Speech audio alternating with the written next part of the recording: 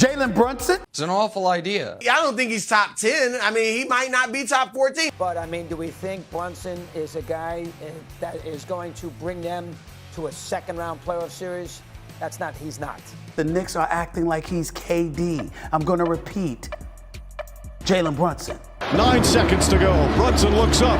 Brunson on the drive to the lane. Off the glass. He banks it home. Knicks lead. But now, led by Jalen Brunson, the Knicks win their first playoff series since 2013. With playoff seeding on the line, Jalen Brunson and the Knicks pulled off one of the most impressive victories of the season, humiliating the Celtics in Boston. In only 30 minutes, Jalen Brunson put up 39 points on 65% shooting. Now, yes, the Celtics had locked up the 1 seed and really didn't have anything to play for, but once the Knicks pushed the lead out to beyond 20, it became personal. The Celtics began the game putting Drew Holiday and Derek White on Brunson, who, by the way, are two of the very best perimeter defenders in the league, but Jalen was absolutely on fire, embarrassing the Celtics defense. So Tatum and Brown took it upon themselves to guard Brunson. However, nothing fazed Brunson as he gave Tatum and Brown the business, handing the Celtics their worst loss of the season. Coming into this season's playoffs, the Knicks are in a unique situation. For many teams, if their second best player goes down, the season might as well be over. But the Knicks have maintained their elite status, as New York ended the regular season on a 5-game winning streak. In the final 15 games of the season, the Knicks were 10-5, holding teams to 109 points per game, which is elite, and scoring 116 points per game, which is above average. The trade deadline moves are paying dividends, as now that OG Anonoby is back in the lineup, he makes their defense so much better, while the trade with Detroit to bring in Bogdanovic has given the Knicks a 20+ points per game scorer off the bench. And even guys like Precious Awchu, who has been a great backup center, grabbing rebounds and finishing lob plays. When Julius Randle and OG Anonoby were both healthy, the Knicks were unstoppable, boasting a record of 12-2, led by the all-time great defense. The Knicks in this period of time were holding teams to a historic 100 points per game, and still scoring 115 themselves. This made them by far the best defensive team in the league, and during this stretch, the Knicks pulled off huge wins over Denver, Minnesota, and Miami. With the loss of Julius Randle, the Knicks are clearly going to need guys to step up, and I'll explain why the Knicks have done so much better than we ever could have predicted later in the video. Jalen Brunson is a top 3 point guard in the NBA, and I'll tell you why. First, look at his averages of 29 points on 47% shooting, with 6.7 assists while shooting over 40% from 3. If you weren't familiar with his game and just by looking at him, you would assume he mainly scores from outside. However, even though he's listed at 6'2", Brunson is a more effective paint scorer than Giannis, and it's not close. From the restricted area, Giannis is obviously the more effective finisher, making 77% compared to Jalen's 60%, which is still astounding, by the way. But when you look at the numbers in the paint area as a whole, it's Brunson who is much more efficient, finishing 53% of the time compared to Giannis, who only makes 37% of his. This should be an impossible stat, and I'll show you how Brunson is the best guard finisher in the league today. His ball handling is super underrated, allowing him to get to his hesitation bag, which is how he scores. Brunson is so shifty inside, as he's able to fool even the best defenders in the league, as he can beat you to the basket using his quickness or using your momentum against you to get a wide open mid-range jumper. Nobody could have ever foreseen these kinds of numbers for his career, but he's proving everybody wrong. Most guards at his size don't have the strength to battle inside, which can be exploited by opposing defenses in the postseason, where refs allow a more physical style of game. But Brunson invites this kind of contact, as he has a super strong base and is capable of finishing through contact, giving him no real weakness to his offensive game. Even the 3-point shot has evolved, making over 40% of his threes on nearly 8 attempts per game. To give you an idea on just how good this is, Curry is also making 40% on 3, only shooting 3 more attempts a game. With this all-round scoring dominance, later I'll show you just how far the Knicks will make it this postseason. Although Brunson has been elite this season without Julius Randle, they were never supposed to be this good. This is credited to the play of Donte DiVincenzo, Josh Hart, and Isaiah Hartenstein. These role players have been a huge part to the Knicks' continued success, as DiVincenzo is averaging 15 points a game on over 40% from 3, while Hart since the month of March has played over 40 minutes a night, putting up 12, 11, and 6, also grabbing 1.2 steals a game, filling in for Randle as best as he possibly could. And in the time without Mitchell Robinson, Isaiah Hartenstein has earned the starting spot, keeping it even though Robinson has returned. Hartenstein has put up 8 points, 8 rebounds, and a block, which doesn't sound great, but I'll tell you why it's been so impactful. Hartenstein makes all the hustle plays, giving 110%, creating deflections, grabbing loose balls, while the average of 2.5 assists has been a boost on the offensive side of the floor. This is where he separates himself from Robinson, being a much better free throw shooter and able to to make shots from further out using push shots and floaters. This improved play from Hartenstein has relegated Robinson to the bench, which makes this Knicks team even more deadly, as before the injury, Robinson was the best offensive rebounder in the league, and to have him with the second unit is going to be a wild card for this Knicks team in the playoffs. The Philadelphia 76ers were certainly impressive with their win over the Miami Heat, as even though Embiid had an off night, the role players stepped up, as Batum hit 6 threes off the bench, playing elite on-ball defense on Butler, and late in the game, Tyler Hero also. For the Knicks, if Embiid can get back to playing MVP caliber ball, the Sixers are a real threat to their hopes of an Eastern Conference push. To counter Embiid, you can't just send double teams at him like you used to, as the playmaking of Embiid has been way better this season compared to last. It isn't just simple outlet passes either. Embiid has been making Jokic-like reads, helping to facilitate the offense, and create it also with his scoring, averaging 34 points, 11 rebounds, and 6 assists a night on an effective 52% shooting. The Knicks will need to keep him off the free throw line, as Embiid attempts a league-leading 11 free throw attempts a game. For the Knicks, Brunson needs to continue to dominate his matchups, as with no Randall, he will take on most of the scoring, while the bench needs to contribute at least 30 points a night if the Knicks are going to win this series. For me, I'd take the Knicks in 7 games, as this will truly be a historic first-round matchup, as the winner has a real chance to beat the Celtics in the conference finals, and I'll explain why. Can the Knicks beat the Celtics in a 7-game series? The biggest headline of this series would be Porzingis returning to New York. Both sides have a top 3 home court advantage, as MSG and the TD Garden are 2 hard places to win games. The Celtics would likely alternate defenders on Brunson, showing him time on different defenders, so it's harder for him to get settled into the series. However, like we saw in the matchup in the regular season, Brunson was unfazed by Brown and Tatum switching onto him. On the defensive side of the floor, Anonoby will be tasked with guarding Jason Tatum. This is a great matchup for the Knicks, as Anonoby has the perfect build to slow down Jason Tatum. For Jaylen Brown, Josh Hart would pick up the matchup, while Hartenstein would be on Porzingis. This will be the hardest series not only for the Knicks, but for the Celtics too, as the wing defenders on the Knicks will make it hard to get consistent performances from both Tatum and Brown, while for the Knicks, they are vulnerable to a dominant big. As if Porzingis has a comeback series, knocking down threes and being efficient in the post-up, the Knicks could be in trouble. Porzingis is the most effective post scorer in the NBA and will be the key for Boston winning the series, as he would need to score at least 20 points a night. For the Knicks, it's all about defense, as if you can keep the Celtics trio of Tatum, Brown, and Porzingis under 60 points combined, the Knicks will win in 6 or 7 games, but if not, I think Boston takes the series in probably 6 games. Are the Knicks the second best team in the Eastern Conference, and can they beat the Celtics? Let me know in the comments below.